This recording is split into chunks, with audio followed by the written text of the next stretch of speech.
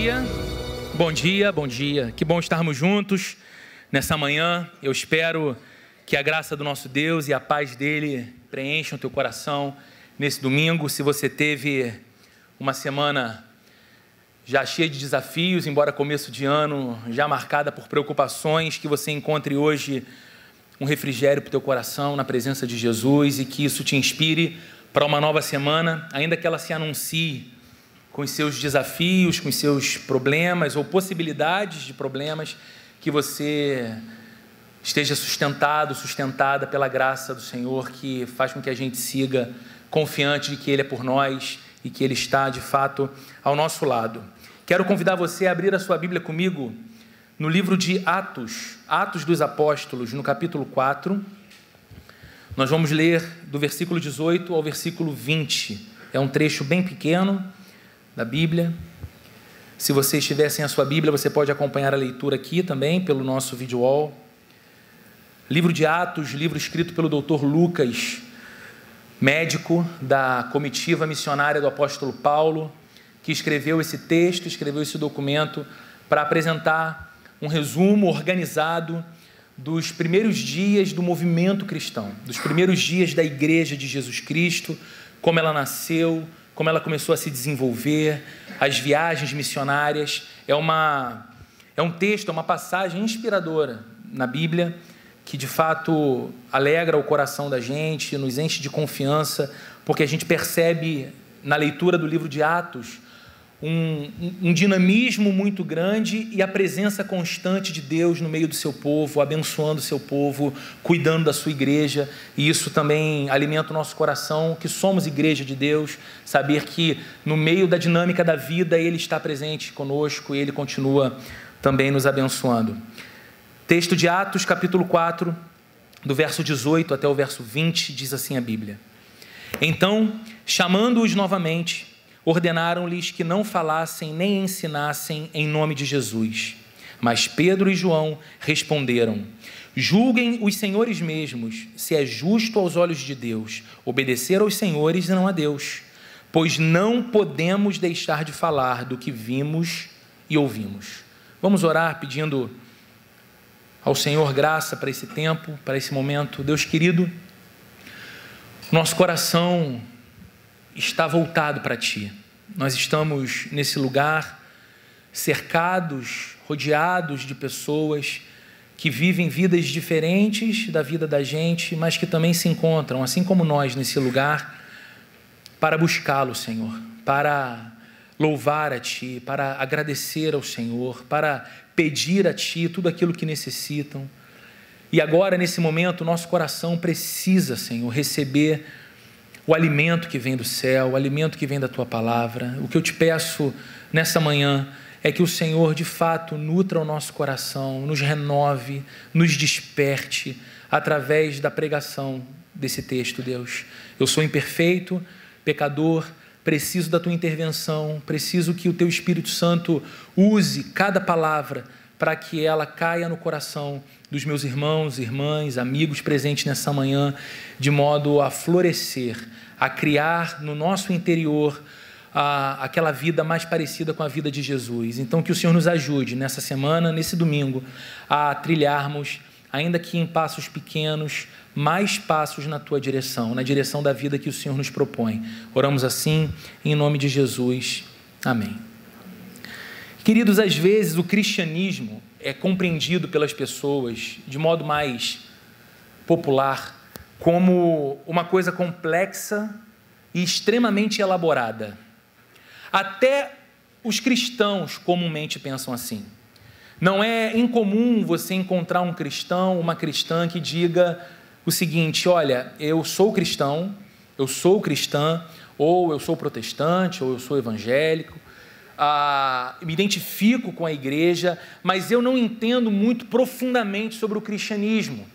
São pessoas que pensam que o cristianismo é, em essência, algo extremamente desafiador até para o nosso tempo, para a nossa agenda, que para tornar-se um cristão profundo é necessário muito estudo, muita leitura. Então a pessoa descobre que há compêndios e mais compêndios de teologia para explicar as doutrinas cristãs e tudo aquilo que se compreende a partir da Bíblia, da interpretação bíblica, e a pessoa diz: olha, como me falta tempo, como me falta oportunidade, como me falta atenção, vocação. Eu sou um cristão, mas não sou assim um conhecedor profundo da fé cristã. Mas se existe uma expressão capaz de resumir a essência do que o cristianismo é, o cristianismo não é nem complexo, nem difícil, nem elaborado demais. Nós poderíamos resumir o cristianismo numa expressão simples: ser cristão é seguir a Jesus. Cristianismo é esse movimento de homens e mulheres que passam a seguir a Jesus Cristo.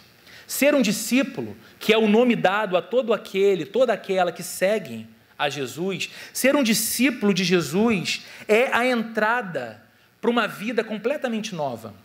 Quando alguém se torna cristão ou cristã, essa pessoa se vê diante da possibilidade de uma experiência de vida completamente diferente daquela que tinha antes desse encontro com Cristo. Seu coração muda, seus pensamentos são trocados, a sua própria expectativa de vida e perspectiva na vida é alterada por causa da fé, por causa de Jesus. E à medida que ela avança nesse caminho, à medida que ele avança nesse caminho, ele vai experimentando cada vez mais desse sentimento renovado, dessa novidade de vida pulsando dentro dele. E é interessante que a Bíblia fala muito sobre como se caracteriza o viver destas pessoas que se encontram com Jesus e passam a segui-lo.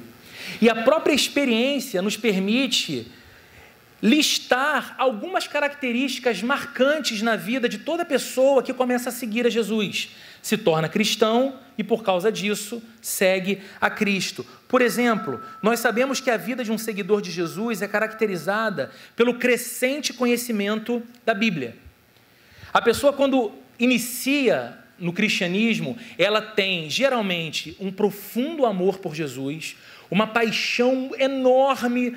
Ela se sente vibrando quando vai para a igreja, quando canta louvores, quando ora, mas o seu conhecimento bíblico ainda é pequeno, ainda é superficial. E porque ela muito ama, ela entende que esse amor vai ser mais saciado à medida que ela se aproxima da Bíblia, como palavra de Deus, e a conhece. Então essa pessoa progressivamente vai lendo mais sua Bíblia, vai estudando mais sua Bíblia, ela começa a descobrir que há 4 evangelhos que relatam a mesma história da vida, da obra de Jesus, sua morte e sua ressurreição. Descobre que o livro de Atos é essa narrativa histórica dos primeiros anos do cristianismo, consegue entender a separação de Antigo Testamento e Novo Testamento, já se identifica com alguns profetas. Diz: olha, eu gosto muito do Jeremias. O Jeremias é o profeta chorão, emotivo, e eu sou assim, uma pessoa que é tocada na emoção pela presença de Deus, ou se inspira na ousadia e na coragem de líderes como Josué, e a pessoa então vai crescendo no conhecimento bíblico, e é normal que seja assim. Isso caracteriza a vida de um seguidor de Jesus, de uma seguidora de Jesus. Uma outra característica marcante na vida de quem segue a Jesus é a dedicação àquilo que nós chamamos de disciplinas espirituais. A pessoa começa a orar mais, a pessoa começa a se aproximar, por exemplo, da prática do jejum, porque ela entende que o jejum é um movimento de consagração. Ela quer mais da presença de Deus em sua vida, ela quer comunhão com Deus, ela quer amizade com Deus, ela cria um sistema de leitura diária da Bíblia, que a gente chama de devocional. Às vezes as pessoas compram livros, pequenos devocionários, para terem a disciplina de todos os dias lerem um trecho da Bíblia, ter uma explicação daquele texto e terem seu coração então nutrido, alimentado. É uma marca característica também de alguém que segue a Jesus, a busca por uma conduta moral pautada pela ética bíblica. A pessoa está tão fascinada por Jesus, ela entende que Cristo redefiniu as estruturas mais básicas do seu ser, que faz todo sentido ela moldar agora os seus dias, os seus passos, o seu comportamento, os seus pensamentos por aquilo que emerge da própria Bíblia, do próprio ensino de Jesus Cristo. Assim também nós sabemos que uma marca característica de quem segue a Jesus é o envolvimento com a igreja, É muito comum para os cristãos um encontro como esse. A gente espera pela chegada do domingo, a gente marca os nossos compromissos de final de semana, muito comumente levando em conta o domingo. Queremos estar na igreja, achamos importante, nos faz um bem enorme e a gente vai então se envolvendo. Sabemos que essas marcas são todas verdadeiras, são todas expressões da vida de alguém que caminha com Jesus. Mas será que o propósito da vida de um discípulo se resume nessas coisas? Será que nós podemos dizer, um cristão é alguém que, ao render-se a Jesus, passa a crescer no conhecimento da Bíblia, ora mais, faz jejum, se envolve com a igreja e tenta pautar a sua vida ética pelo que a Bíblia ensina e ponto, esse é um cristão? Geralmente as pessoas param aí. O que eu tenho a dizer nessa manhã, a partir do texto que nós lemos, é um assunto ou é um tema que não é muito buscado pelos cristãos de modo geral. A gente se esquece, porque a Bíblia é pródiga ao afirmar que uma das características essenciais de um cristão, uma cristã que seguem a Jesus Cristo, é o seu engajamento com a missão. E eu sei que quando a gente escuta essa palavra dentro de uma igreja, imediatamente o nosso pensamento vai para projetos missionários, trabalhos realizados por pessoas que trocam sua nação por uma outra distante, por uma cultura diferente da sua, para ali, naquele lugar, não tão afeito à pregação cristã, fazer ali a evangelização, falar do amor de Jesus, levar transformação social, e é claro que isso é missão, mas a gente tem uma tendência de institucionalizar a missão. Missão é aquilo que a instituição igreja faz, que o CNPJ igreja faz, mas o que a gente aprende com a Bíblia aberta é que a igreja CNPJ só faz missão porque o chamado à missão, ou o chamado para se falar de Jesus, ou o chamado para pregar o evangelho é de todo discípulo, é de todo seguidor, de toda seguidora de Jesus Cristo. O evangelho se espalhou por todo o mundo conhecido do primeiro século, sem a presença, sem a existência de imprensa, rádio, televisão, internet, por uma razão simples. O evangelho se espalhou no primeiro século do cristianismo porque a igreja era composta de cristãos que faziam discípulos. A igreja era composta de cristãos que não franqueavam à instituição a missão de falar de Jesus. Eles entendiam como natural o chamado deles próprios falarem de Jesus, compartilharem o evangelho. E a Bíblia está cheia de textos que nos ajudam a compreender a natureza desse chamado da gente. Se você vê lá o final do evangelho de Mateus, no capítulo 28, o texto conhecido como a Grande Comissão, você vê Cristo falando para os seus seguidores, os seus discípulos, o seguinte: não fiquem estagnados no mesmo lugar. Não permaneçam apenas em Jerusalém. Vão pelo mundo e façam discípulos de todas as nações, ensinando-os a guardar todas as coisas que eu tenho ensinado para vocês. Jesus não disse o seguinte: olha, agora que vocês compreenderam tudo, agora que o coração de vocês foi trocado, agora que vocês têm uma interpretação da vida completamente nova por causa da minha vida na vida de vocês, alimentem-se disso e vivam alegremente a vida de vocês a partir daí, ponto.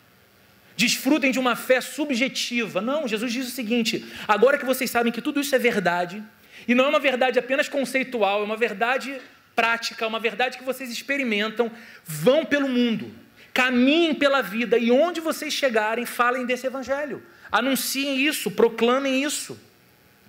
No mesmo evangelho de Mateus, logo no início do ministério de Jesus, ele passa por uma praia, avista ali 2 pescadores, 2 irmãos, e diz para aqueles homens: me sigam, venham após mim, e eu vou fazer de vocês mais do que pescadores de peixes, eu vou fazer de vocês pescadores de homens.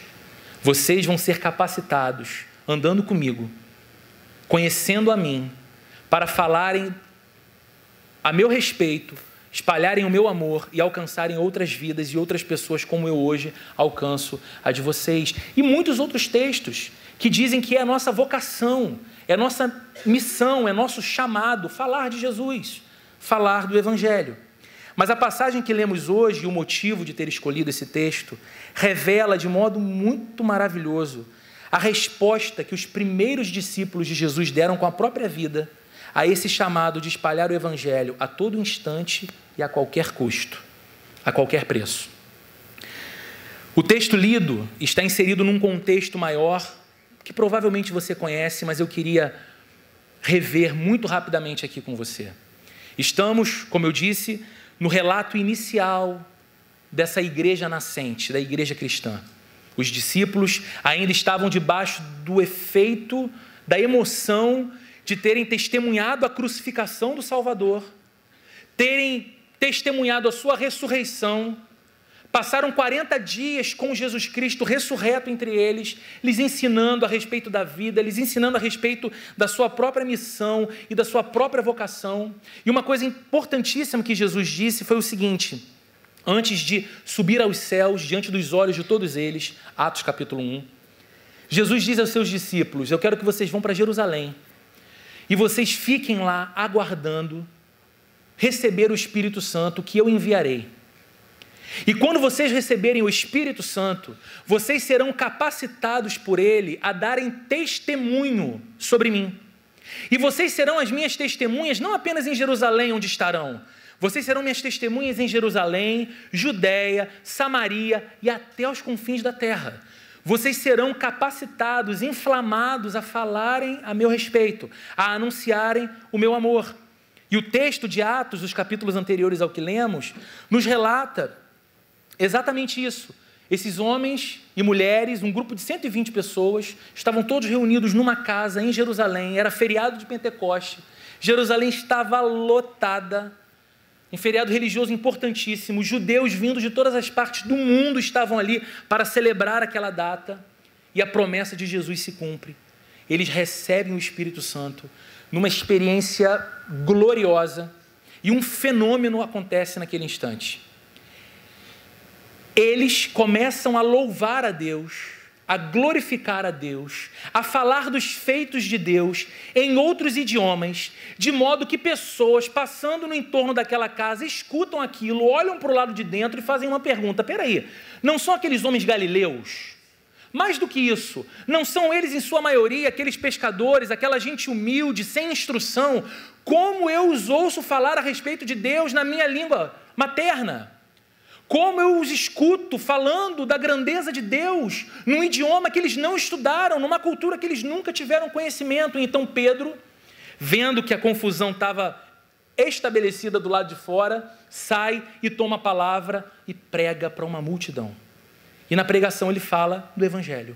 Ele diz: tudo aquilo que aquelas pessoas estavam vendo era nada menos do que o cumprimento de uma promessa que Deus havia feito no passado ao seu povo, e fala de Jesus Cristo, que foi crucificado por aquelas pessoas, mas que Ele era o Salvador, Deus o exaltou, e que aquelas pessoas deveriam se arrepender de seus pecados, crerem em Jesus Cristo para a salvação. E o texto de Lucas diz que naquela hora o coração daquelas pessoas estava completamente agitado, e eles perguntam para Pedro o que era necessário fazer. Pedro lhes apresenta o caminho da salvação, e o texto de Lucas se encerra dizendo: naquele dia, 3.000 pessoas se convertem. Uma igreja de 120, de repente, tem 3.000 pessoas participando dela. O texto segue no capítulo 3, e Lucas diz que um dia Pedro e João vão para o templo, na hora da oração, 3 horas da tarde. E estava sendo colocado na porta do templo um aleijado de nascença, que todo mundo conhecia, um homem de 40 anos de idade, que sempre era colocado na porta do templo para pedir esmolas àqueles que entravam ali. Quem sabe contando com a caridade ou com o coração mais amolecido de pessoas que estavam indo a uma igreja para buscar a Deus e falar com Deus. E quando avista Pedro e João, aquele homem estende as mãos e pede a eles dinheiro. E o texto de Atos nos diz que Pedro e João olham para aquele homem e dizem: olha, nós não temos dinheiro, nós não temos ouro, nós não temos prata, mas nós temos uma coisa e a gente quer te dar isso. Em nome de Jesus, ande. Estendem a mão, tomam aquele homem pela mão, ele fica de pé, e aquele homem aleijado de nascença percebe que os seus pés estão firmes, seus tornozelos estão firmes, e ele começa a andar, e daqui a pouco ele começa a correr pelo pátio do templo, e mais uma vez um fenômeno acontece, porque as pessoas ficam assustadas com aquilo. E começam a dizer umas para as outras: vem cá, Não é aquele aleijado que ficava ali na porta formosa do templo, sempre pedindo esmolas. O conhecemos há muitos anos, há muito tempo ele está ali. Como? Ele não é um charlatão. Como é que ele está de pé agora, andando, e aquele barulho acontecendo? Então, de repente, Pedro pede a palavra de novo e diz: irmãos, o que vocês estão vendo aqui não é um ato poderoso de homens poderosos, nem um ato piedoso de homens cheios de piedade. O que vocês estão vendo aqui é uma manifestação sobrenatural que foi operada pelo nome de Jesus. E ele começa a falar de Jesus de novo, para judeus.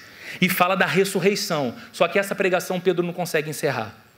Ele não encerra porque, de repente, a guarda do templo, os saduceus e os escribas se aproximam e os agarram a Pedro e João. E dizem: fiquem quietos, vocês não podem falar sobre isso aqui, vocês estão no templo santo de Deus, vocês estão falando heresias, e os colocam numa prisão. Não podiam levá-los naquela hora, fim do dia, para o Sinédrio, o tribunal religioso dos judeus. No dia seguinte, levam esses 2 homens para o Sinédrio. As principais autoridades, os principais PhDs em teologia, todos em fila, na frente daqueles homens, os questionando a respeito do que fizeram. Pedro mais uma vez toma a palavra e mais uma vez prega, mais uma vez fala da ressurreição de Cristo, mais uma vez fala da salvação em Jesus. E aqueles líderes religiosos estavam preocupadíssimos, porque não podiam executar Pedro e João por causa da confusão que ia causar no povo. Eles disseram: é notório que eles realizaram um milagre, porque esse homem nós conhecemos, ele era aleijado, está andando, está aqui no meio deles, não para de falar desse Jesus agora. Mas a gente tem que fazer uma coisa, nós precisamos calar esses homens. E aí é exatamente o texto que nós lemos. Os chamam outra vez e os proíbem de falar no nome de Jesus. E a resposta do Pedro foi: julguem vocês, se é devido obedecê-los ou obedecer a Deus. Não podemos nos calar, não podemos deixar de falar do que vimos e ouvimos. E a pergunta que eu quero tentar responder com a ajuda desse texto hoje é a seguinte: o que aconteceu com esses homens para que eles fossem tão empenhados em falar de Jesus? O que aconteceu com a vida dessas pessoas simples como nós, para que eles se tornassem tão empenhados em fazer discípulos para Jesus? E eu tenho 3 respostas para essa pergunta. A primeira é essa: esses homens foram transformados pelo Evangelho. Eles falavam de Jesus, eles compartilhavam o Evangelho porque eles foram transformados pelo Jesus que eles pregavam. O Evangelho é o centro de tudo que está acontecendo aqui nesse relato. Absolutamente tudo. Basta você perguntar com honestidade e com a Bíblia aberta: quem é Pedro? Quem é João? Quem eram esses outros apóstolos que antes eram só discípulos de Jesus? O que os evangelhos nos contam a respeito da vida deles? E quando você lê, você se identifica porque eram homens lentos para aprender. Várias vezes Jesus precisava falar e repetir a mesma coisa e parece que eles não entendiam, não entrava na cachola deles o que Jesus estava ensinando. Alguns deles eram vaidosos, disputavam quem era o mais importante, quem era o mais amado por Jesus, quem ia sentado da direita e na esquerda de Jesus no seu reino vindouro. Eram instáveis. Ora, criam poderosamente, chegavam para Jesus falando: Jesus, os demônios e os espíritos malignos se submetem a nós, a gente fala de você e o negócio acontece, eles vão embora, é uma festa. E aí Jesus fala para eles: calma com essa vaidade, fiquem alegres porque o nome de vocês está escrito no livro da vida. Logo depois, eles temiam, achando que iam perder a própria vida no meio de uma tempestade no mar. E Jesus precisa acalmar o coração deles, depois de ter acalmado a tempestade e a fúria do vento. Eles eram instáveis, eram medrosos, eram incrédulos. Quem não lembra de Tomé? Aliás, antes de Tomé, quem não lembra do próprio Pedro, do João, do Tiago, quando escutam o relato das mulheres que no 3º dia foram no túmulo de Jesus, não viram Jesus lá e viram um anjo dizendo: por que vocês procuram entre os mortos aquele que está vivo? Ele não está morto, ele reviveu, vão e contem aos seus irmãos. E elas voltam numa velocidade de maratonista. Entram na casa em que os discípulos estavam, contam, e eles não acreditam no relato das mulheres. Levantam e vão eles lá olhar e veem de fato o corpo não está lá. Voltam para casa, eles estão num misto de emoção e medo. Portas fechadas, de repente com as portas trancadas, Jesus aparece no meio deles. E aí eles acreditam. Menos um que não estava lá, Tomé. Quando Tomé volta, sabe Deus de onde? Os caras falam para ele: Tomé, você não imagina, Jesus apareceu aqui. Hã? Jesus, Tomé, ele ressuscitou, nós o vimos aqui, no meio dessa sala aqui, Tomé, entre aquela mesinha do canto e a poltrona, ele estava aqui, ele veio. Qual foi a resposta de Tomé? Eu só acredito se eu ouvir, se eu tocar nas suas feridas, eu crerei. Eram incrédulos, eram covardes. Esse mesmo Pedro, pregador ousado aqui em Atos, foi aquele Pedro que num ímpeto disse para Jesus: eu vou com você até a morte, Jesus. Você não entendeu ainda, a gente é fechamento. E esse mesmo Pedro nega Jesus 3 vezes. Se arrepende daquilo, mas faz isso. Mas agora olha para a vida desses homens no relato de Atos, o quadro é completamente outro. Eles estão diante da alta classe religiosa dos seus dias, homens que eles respeitavam, homens que eles conheciam talvez apenas o nome e a fama. De repente eles se veem diante dessas pessoas, e essas pessoas com voz solene, com roupa pomposa, os diz o seguinte: para o bem de vocês, calem-se, vocês estão errados, e acabou. E a resposta destes que antes eram vaidosos, medrosos, incrédulos, é: julguem os senhores mesmos, se é justo aos olhos de Deus obedecer aos senhores e não a Deus.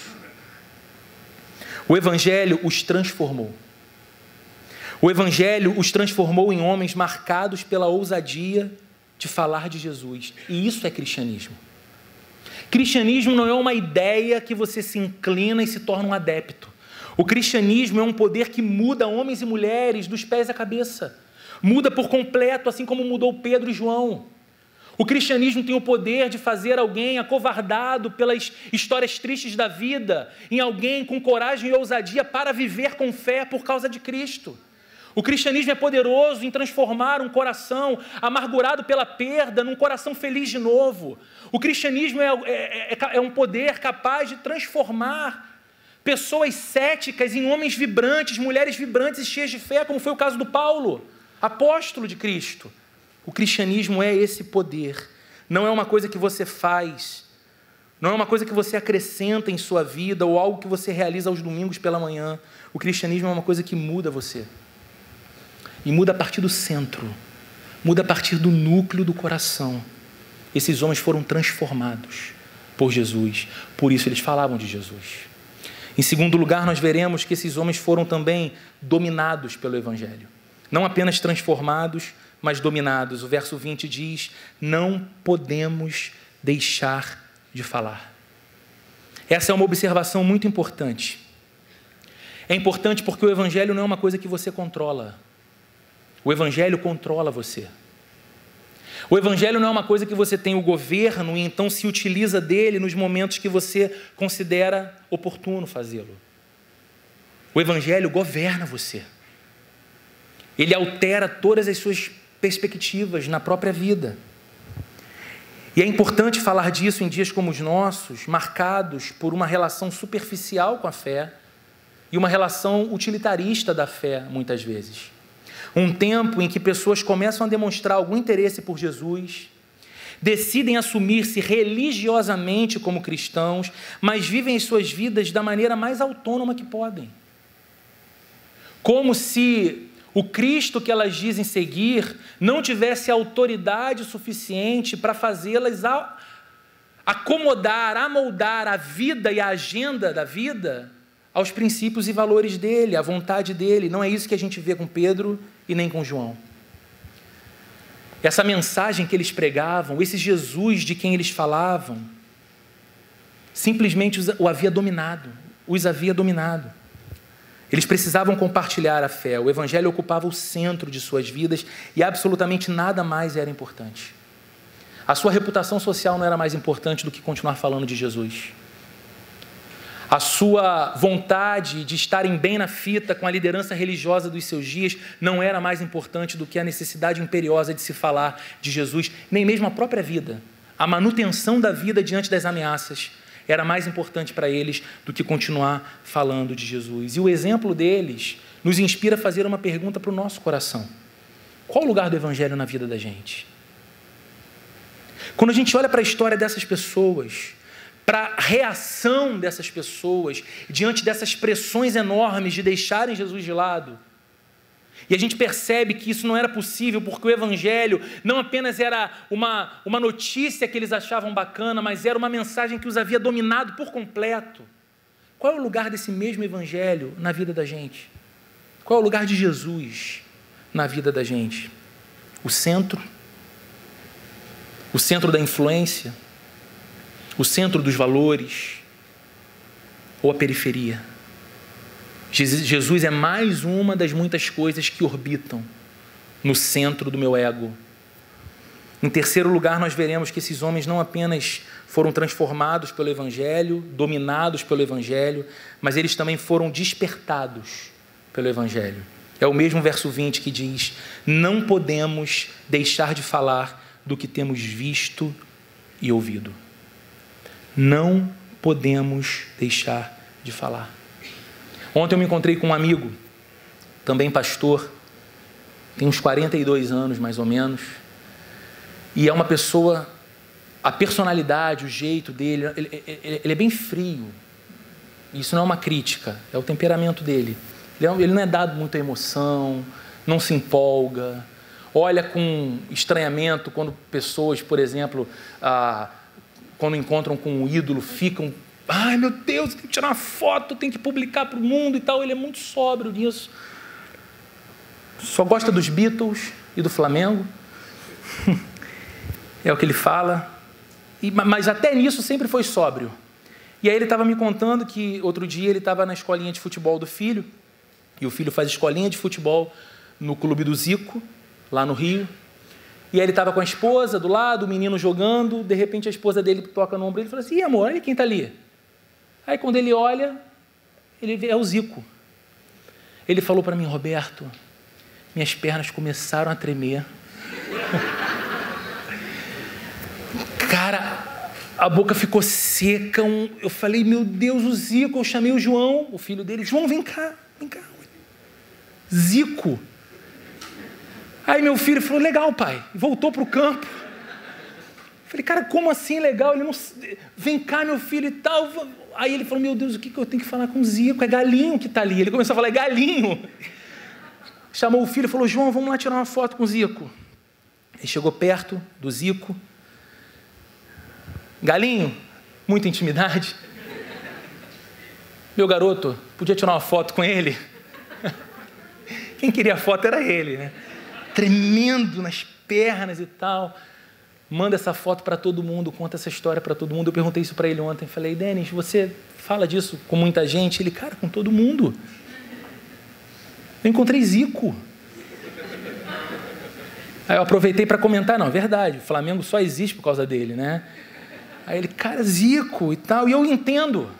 Uma vez, num dia de semana, saindo aqui da Plena, final da tarde, meu carro estava estacionado lá na Francisco Dutra, ali por trás. Eu entrei no Otávio Kelly, passando em frente ao Miraflores. Eu vejo o Jefferson, goleiro do Botafogo, agora aposentado. Aquele goleiraço. Falei: meu Deus, que emoção. Eu longe na calçada. Falei: meu Deus, é o Jefferson. O que eu vou fazer? E a Sheila estava comigo. Sheila do meu lado, ela falou assim: você não vai fazer nada. Você não é maluco. Eu falei: meu... E sabe quando você tem a sensação de que o cara te olhou, ele está te olhando, e ele estava no telefone. Ele estava no telefone, mas ele estava me olhando. Eu fui andando, soltei a mão da Sheila. Não sei por que eu fiz isso, gente. Levantei a mão assim, ó. Ele levantou a dele, eu bati. Falei: valeu, meu goleirão. Segui meu caminho. 10 metros na frente, eu olho para minha mão assim, ó. Falei: cara, o Jefferson tocou na minha mão. Pensa nisso, gente, que loucura. Por que eu estou contando isso? Porque não dá para não falar disso. Você imagina, você encontra com um ídolo, cara. Era o meu amigo vendo o Zico, que ele via no estádio, ele via na arquibancada, ele comemorou os títulos, ele usava a camisa 10 do Flamengo. Era eu encontrando com o Jefferson, defendendo o pênalti de Adriano na final contra o Flamengo, me tirando da vergonha. Falei, é muita emoção, você conta porque o encontro é maravilhoso. Agora, potencializa isso para essa experiência desses homens. Entende quando eles falam, não podemos deixar de falar do que temos visto e ouvido. Eles não se encontraram com alguém que deu ao time deles muitos títulos, mas que passou. Eles não encontraram com alguém que permitiu-lhes uma experiência maravilhosa num determinado momento de suas vidas. Eles se encontraram com Jesus e a vida deles foi completamente transformada por esse Cristo. E agora lhes estava sendo exigido que eles não falassem mais dele. Isso era impossível. Homens e mulheres transformados e dominados pelo Evangelho de Jesus sentem que devem falar sobre ele. É uma necessidade imperiosa. Eles têm tanta certeza do amor de Jesus, do poder de Jesus, da graça de Jesus, do perdão de Jesus, da glória de Jesus, que eles querem contar isso para todo mundo. Eles precisam falar disso para todo mundo. Você sente o Evangelho despertar você assim? Você sente Jesus despertar você dessa forma? Passa ao teu coração essa pergunta: como que eu não vou falar dele? Como que eu não vou falar desse encontro? Como que eu não vou falar dessa experiência? Como que eu não vou falar desse sentimento absolutamente novo que eu nem consigo explicar perfeitamente em linhas racionais, mas eu sei que está aqui dentro e que mudou completamente tudo? Como eu não vou falar dele? Ou será que você ainda alimenta algum tipo de vergonha da sua fé? Dentro de você tem algum tipo ainda de constrangimento de mencionar o nome de Jesus, de assumir-se seguidor, seguidora de Jesus? A razão para que aqueles homens falassem do Evangelho, mesmo sob o risco de perder a liberdade, perder a reputação e, por fim, perder a própria vida, era apenas uma. Só tinha uma razão: a glória dos fatos. A gente costuma dizer num ditado popular, contra fatos não há argumentos. E esse era o motivo deles. Os fatos eram gloriosos demais para que eles permanecessem em silêncio. Eles estiveram na presença de Jesus por 3 intensos anos. Eles viram o rosto de Jesus. O Jesus de quem eles falavam não era uma imagem que foi transmitida para eles. Não, eles estiveram em sua presença, eles olharam o seu rosto, eles fitaram seus olhos, eles escutaram a sua voz, o timbre, o tom, a cadência de sua fala. Eles viram-no manifestar a sua glória divina no alto de um monte chamado Monte da Transfiguração. Eles estavam lá, eles seguiam o mestre, eles gostavam de seus ensinos e, de repente, num momento magnífico, diante dos olhos deles, eles veem Cristo brilhando. Eles veem o corpo daquele homem sendo transfigurado. Eles têm uma visão. Está ali Moisés, está ali também Elias, conversando com Jesus. Como aquilo era possível? Que alucinógeno era esse que eles tomaram? E os 3 com ele estavam vendo. De repente uma nuvem envolve aquela cena e eles escutam uma voz: este é meu filho, ouçam-no. E quando a nuvem se dissipa, eles só veem a Jesus. Isso não foi contado. Eles estavam lá. Mais do que isso, eles viram de perto como Jesus vivia. Por 3 intensos anos, eles perceberam a maneira como Jesus reagia a tudo e a todos. Eles testemunharam a calma e a paz de Jesus, apesar da multidão que o tempo todo o cercava. Apesar dos fariseus e dos escribas o tempo todo o odiando e o oprimindo, tentando puxar o seu tapete. Eles testemunharam a constante prática de oração na vida de Jesus. Volta e meia, Jesus estava com eles, eles se desligavam um pouquinho, procuravam, Jesus não estava mais. Cadê Jesus, meu Deus? Jesus estava num canto, secreto, isolado, tendo comunhão com o Pai, orando, falando com Deus. Eles viram a humildade de Jesus, a incrível capacidade dele de se misturar com cobradores de impostos e com pecadores, tidos como párias da sociedade de Israel daqueles dias. E essas pessoas não se sentiam repelidas por Jesus, elas se sentiam atraídas a ele e eram transformadas por ele. Se aproximavam sem medo, diferente da aproximação da religião, mas não permaneciam as mesmas, eram transformadas por ele. E esses homens viram isso. Esses homens viram como Jesus era capaz de fazer frente aos doutores da lei no próprio campo deles, debatendo a lei que aqueles homens estudaram anos a fio, e os deixando constrangidos e sem argumentos com o seu ensino, ao mesmo tempo em que ele se assentava com as pessoas mais humildes, mais inferiorizadas e mais incultas da sociedade. E de um extremo ao outro, num grupo ou no outro, todos ficavam maravilhados com a sabedoria e com o conhecimento dele. Esses homens escutaram os sermões, eles estavam ali. O Sermão do Monte, eles estavam sentadinhos, escutando Jesus falando. Os ensinamentos de Jesus, eles estavam presentes. Eles sabiam que aquelas palavras não eram mera exibição de inteligência ou retórica. Eles sabiam que aquelas palavras eram verdades poderosas que jamais tinham escutado antes. E ali, diante dos olhos deles, na presença deles, eles testemunharam muitos milagres.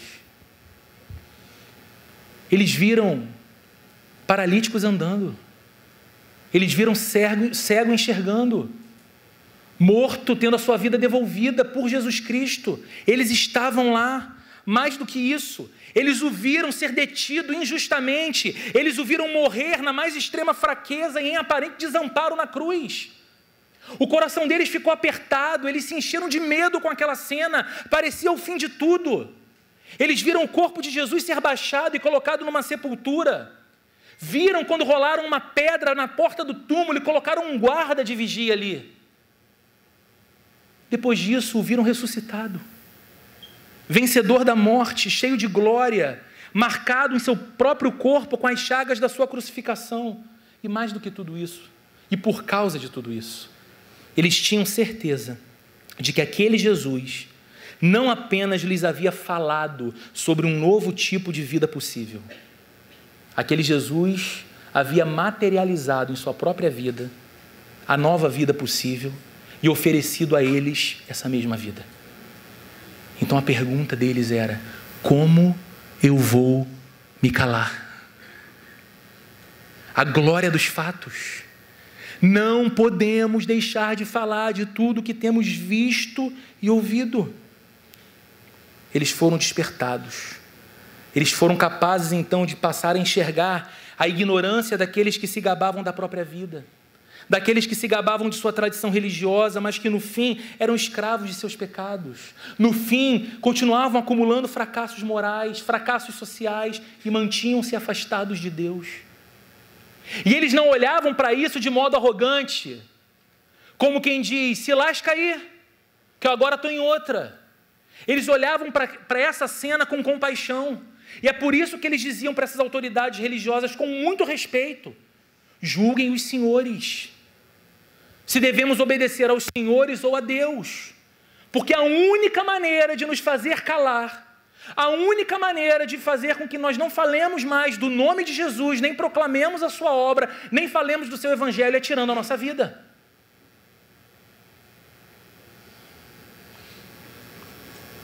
Todos os dias, queridos, e aqui eu vou concluir, todos os dias nós somos desafiados a não falar de Jesus e a não falar do evangelho, primeiramente ao nosso próprio coração, sabia? Todos os dias, circunstâncias ruins, relacionamentos complicados, sentimentos problemáticos no interior da gente tentam nos fazer calar e tentam nos fazer acreditar que é melhor naturalizar a vida. Que essa tentativa de enxergar tudo como sendo espiritual é complicado demais. que a gente precisa naturalizar a vida e assumir a agenda que nos é imposta pela cultura, no tempo que a gente está, como todo mundo vive. E aí, o relacionamento difícil, o problema perturbador, tentam exatamente nos calar de anunciar Jesus para o nosso próprio coração. Mas se a nossa experiência com o Evangelho é real, a pergunta que devemos fazer é: como negar a glória dos fatos? Como negar que um dia aconteceu um encontro nosso com esse Cristo, e esse encontro mexeu completamente com a gente? Como negar o fato de que o nosso coração foi preenchido por uma paz que a gente não conhecia e que não está amparada, nem nunca esteve amparado nas circunstâncias positivas do viver? Como não lembrar do glorioso fato de que é possível, mesmo no meio do caos, desfrutar de uma alegria que permanece, que vem do céu como uma dádiva? Como negar o fato de que mesmo no meio das experiências mais contrárias do viver, nós somos possuídos por uma esperança que insiste em acreditar, que nos mantém de pé, e nós sabemos, não vem da nossa personalidade resiliente, vem de um Deus que nos ama e está sussurrando em nosso ouvido: eu estou com você, você é meu, eu não te deixarei, eu não te desampararei, e a gente acredita e mergulha na vida ao lado desse Cristo. Como negar a glória dos fatos? Estamos inspirados no exemplo do Pedro e do João, mas podemos nos inspirar nos nossos próprios exemplos, na glória e na beleza daquilo que Cristo fez e faz na nossa vida, toda semana. Nós somos chamados, no entanto, a não apenas falar de Jesus e do seu Evangelho para o nosso próprio coração. É muito importante fazermos isso e fazermos isso primeiro, mas nós também somos chamados a anunciá-lo para o maior número possível de pessoas. E é por isso, para isso, nós precisamos olhar para a vida desses apóstolos aqui e perguntar ao nosso coração hoje: onde é que está essa coragem do Pedro em mim? Onde é que está essa ousadia de colocar em xeque aquilo que eu considero até mesmo reputação ou estar bem na fita num grupo importante, de manter-se bem na fita, para continuar falando dele, para continuar falando de Cristo? Onde é que está essa ousadia em mim? Onde está essa coragem em mim? Do que eu ainda sinto vergonha? Do que eu tenho medo? Que tipo de aprovação social ou que nível de constrangimento social eu temo a ponto de me fazer calar a respeito desse amor, deste Cristo, desse Evangelho? Qual é o lugar que o Evangelho tem ocupado na minha vida? Olhando para o João, olhando para o Pedro, olhando para esses discípulos, olhando para o livro de Atos, e a história dos primeiros cristãos que não franquearam a missão de falar de Jesus a uma instituição, mas entenderam que essa era a vocação individual deles. Qual é o lugar desse Evangelho na minha vida? Quantas pessoas conheceram a Jesus através de mim? Há quanto tempo eu sigo a Cristo? Há quanto tempo eu sou um discípulo? Há quanto tempo eu leio Bíblia? Há quanto tempo eu frequento igreja? Nesse tempo, quantas pessoas conheceram Jesus Cristo porque eu apresentei a elas? Por que a gente insiste em se defender do constrangimento dessa pergunta, dizendo: eu não li o suficiente, eu não estudei o suficiente, eu não tenho oratória suficiente, eu não tenho conhecimento bíblico suficiente? Porque o que estava aqui, na história que nós estamos lendo, com João e com Pedro, não era a capacidade teológica deles, resultante do curso intenso de teologia que eles fizeram 3 anos com Jesus. O que estava aqui, que os fazia não fechar os lábios, era a glória dos fatos. E talvez a pessoa com quem você se relaciona semanalmente, diariamente, dentro de casa ou no trabalho, não esteja esperando de você uma aula de teologia que a convença racionalmente da fé que você tem. Talvez bastaria para ela, como ação do próprio Deus, através de você na vida dela, que você começasse a relatar os fatos na sua vida. Olha, amigo, eu posso não saber te explicar absolutamente tudo. Eu posso até te apresentar para alguém que conheça um pouco mais, que talvez tenha andado um pouco mais. Eu só tenho que te dizer uma coisa. Esse Jesus, que é real, encontrou-se comigo um dia na minha história. E desde então a minha vida não tem sido a mesma. O meu coração mudou. As minhas ambições mudaram. A minha mentalidade mudou.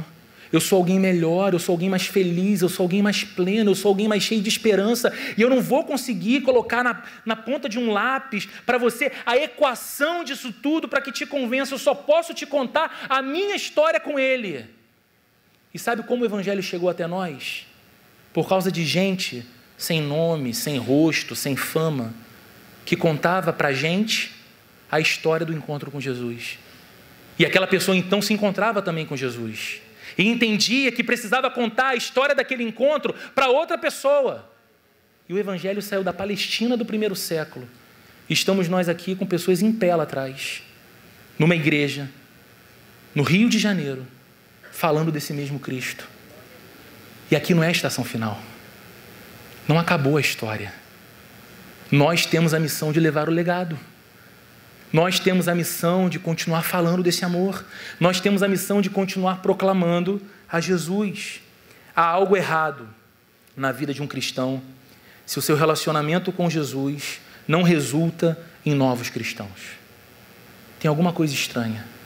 Alguma coisa parou de acontecer como acontecia desde o início da igreja cristã. Discípulos de Jesus fazendo novos discípulos para Jesus.